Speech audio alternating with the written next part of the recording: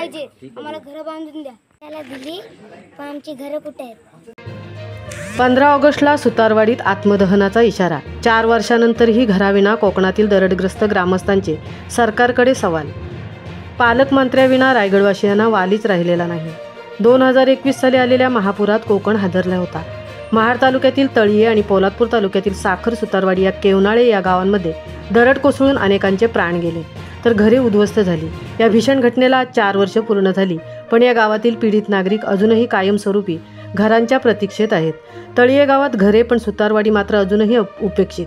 दरडग्रस्त तळीये गावात शासनाने नव्याने घरे उभारून पुनर्वसन पूर्ण केले आहे.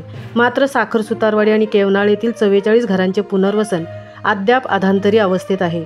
या ठिकाणी शाळा, अंगणवाडी, डांबरी रस्ते अशा नागरी सुविधा उपलब्ध राहिल्या आहेत, पण ज्यांचं घरच नाही त्यांच्यासाठी या सुविधा उपयोगी कशा, हे ग्रामस्थांचे प्रश्न अनुत्तरितच आहेत. पीडित कुटुंबीय अजूनही कापडे आणि पोलादपूर परिसरात भाड्याने राहतात. सरकारकडून अनेक दौरे, आश्वासनं, निधी मंजुरी अशा प्रक्रिया पार पडल्या, पण प्रत्यक्षात घरे उभी राहिलेली नाहीत. मंजूर निधी अपुरा असल्याचा आरोप ग्रामस्थांनी केला आहे. शासनाचे फक्त कागदोपत्री प्रयत्न होत असून प्रत्यक्षात कृती दिसून येत नाही, अशी भावना व्यक्त आहे. स्वातंत्र्यदिनी आत्मदहनाचा इशारा. या अन्यायकारक परिस्थितीला कंटाळून साखर, सुतारवाडीतील ग्रामस्थांनी 15 ऑगस्ट रोजी शासनाने उभारलेल्या इमारतीसमोर आत्मदहन करण्याचा तीव्र इशारा दिला आहे. आपली माती आपली माणसं या स्थानिक सामाजिक संघटनेच्या माध्यमातून ग्रामस्थांचे प्रश्न सरकारपुढे मांडण्यात आले आहेत. आपली माती आपली माणसं संस्थेकडून ग्रामस्थांना 100% न्याय मिळवून देण्याचा निर्धार व्यक्त केला आहे.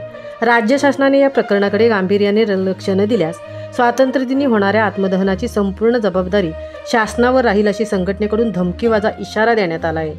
भाजपचे प्रवीण दरेकर आणि शिवसेनेचे कॅबिनेट मंत्री नामदार भरत शेठ गोगावले यांच्या मतदारसंघात असे होत असेल तर खूपच लाजिरवाणी गोष्ट आहे.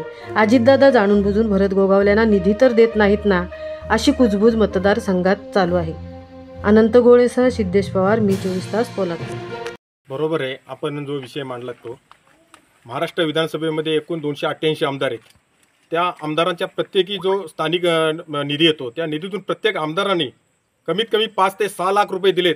तर मग हे साखर, सुतारवाडी असेल, केवनाळा पुनर्वसन असेल किंवा इतर तालुक्यातील काही विकासात्मक कामे असतील, ही मार्गी लागायला कमी पडणार नाहीत. प्रत्येक आमदारांनी आपल्या स्थानिक निधीतून 5 ते 6 लाख रुपये या ठिकाणी जर जमा केलेत आणि केलेत, कशाला ते सिद्धिविनायक ट्रस्ट वगैरे कशासाठी पाहिजेत? तर तुम्ही तुमच्या स्थानिक निधीतून करा ना खर्च आणि गोरगरिबांना न्याय मिळवून द्या, एवढीच विनंती आहे आपल्या माध्यमातून. अजूनपर्यंत प्रशासनाने आम्हाला शब्द देत आहे, कुठपर्यंत शब्द पाळायचे प्रशासनाचे. घरं झाली, घरं नाहीच झालीत, शाळा झाले, अंगणवाडी झाले, बसस्टॉप झाले, पण ह्या इथे यायला जर माणसंच नसतील तर हे बांधून फायदा काय? अगोदर आधी घर, मग बाकी प्रशासन. जर प्रशासनाने जर घर दिलं तरच इथं शाळा वगैरे फायदा आहे ना. जर घर दिलं तर घरामध्ये माणसं राहतील, माणसं राहिलीत तर तिथं पोराबाला वगैरे येतील शाळेमध्ये, तर त्यांचा उपयोग होणार ना. प्रशासन आम्हाला नुसतं शब्द देते, कुठपर्यंत शब्द पाळायचे?